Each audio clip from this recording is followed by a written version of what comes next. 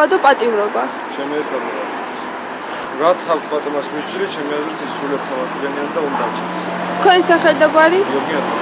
ვიფიქრია მაგაზე. არ ვიცი დავდიღოთ. თქვენ სახელი და გვარი? მარინა მამალაშვილი. ვიფიქრია მაგაზე. და რამდენი წლით უნდა განისაზღვროს? დააჩენია.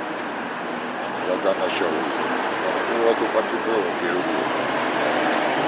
ჩემი აზრით უადო პატიმრობა უნდა გაუქმდეს, რადგან ჩვენ ვართ ქვეყანა, რომელიც მთელი თავისი ისტორიის განმავლობაში ცხოვრობს ჰუმანური პრინციპებით. არსებობენ ევროპაში ქვეყნები, მათ შორის დემოკრატიული ქვეყნები, სადაც უადო პატიმრობა არ არის და მაქსიმალური ოდენობა 2 ათეული წლით განისაზღვრება სულ, როგორი ასე ვთქვათ, საშინელი დანაშაულიც არ უნდა ქონდეს ადამიანს ჩადენილი. მე ვფიქრობ, რომ ასე ვთქვათ, ჩვენს კულტურას შეესაბამება, ასე ვთქვათ, ლოიალური დამოკიდებულება, სამართლებრივი იყოს თუნდაც ეს. ჩემი აზრით კი. და რამდენი წლით უნდა განისაზღვროს? საფრთხეს მე არ ვიცი, იმიტომ რომ იურისპრუდენციაში ცოტა ნაკლებად ვარ ყოვი, მაგრამ ალბათ როგორც იყო 20-25 წელი დაახლოებით.